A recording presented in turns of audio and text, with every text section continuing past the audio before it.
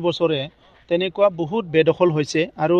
তাত বেদখলটো এনেকা নহয় কি অকল মানে ল্যান্ডলেস মানুহবিলাকে ভূমিহীন মানুহবিলাকে বেদখল কৰিছে এইটো নহয় মাটি থকা মানুহবিলাকে কৰিছে কোনবা টাউনত ডাঙৰ ডাঙৰ আট্টালিকা বিল্ডিং থকা মানুহবিলাকো যায় যেটো ফৰেষ্ট আমাৰ লাইফলাইন হয় যেটো ফৰেষ্টৰ ওপৰত জলবায়ুটো নিৰ্ভৰ কৰে আহি থকা প্ৰজন্মৰ কাৰণে আমি বনটো বাচাই ৰাখিব লাগে এতিয়া গোটেই মানে বিশ্বই ইয়াৰ ওপৰত সজাগতা হৈছে এনেকা সময়ত আমাৰ কিছুমান নেতাসকলে নিজৰ পাৱাৰটো মিসইউজ কৰি শ বিঘা চাহ বাগান বনাইছে শ বিঘা ৰাবাৰ বাগান বনাইছে আৰু এনে আননেসেসাৰি যাই ফৰেষ্টত মাটিবিলাক দখল কৰি লৈছে যাৰ নিজৰ মাটি আছে সব কিছু আছে তো আজি ফৰেষ্টত এটা আইন আছে এটা ব্যৱস্থা আছে সেই ব্যৱস্থাবিলাক আওকাণ কৰি প্লাই যিবিলাক ইলিগেলি কাম কৰিছে এইবিলাকে আহি থকা প্ৰজন্মৰ কাৰণে এটা ধ্বংস মাটি আনিছে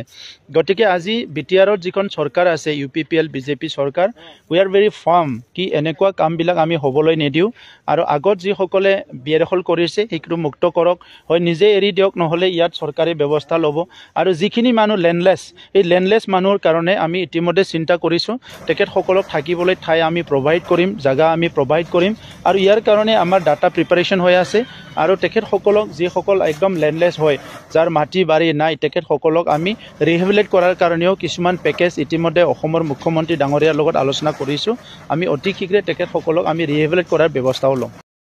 কেইদিনমান আগতেও বিভিন্ন জায়গাত লুট কৰা খবৰ পাই আছো তো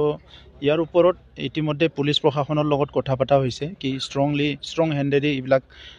দমন কৰিব লাগে ইয়াত মানে একশন ল'ব লাগে কিন্তু এট দি সেম টাইম মই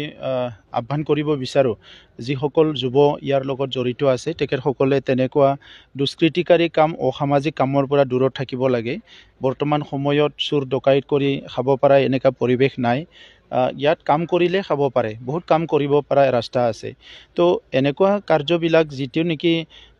এজন মানুহৰ জীৱনটো গুটি দিশৰ পৰা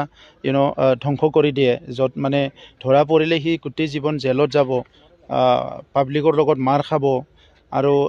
সমাজখন আতংকিত কৰি প্লাই কি ভাল পায় এটো মই বুজি পোৱা নাই তো এই কাৰণে আমি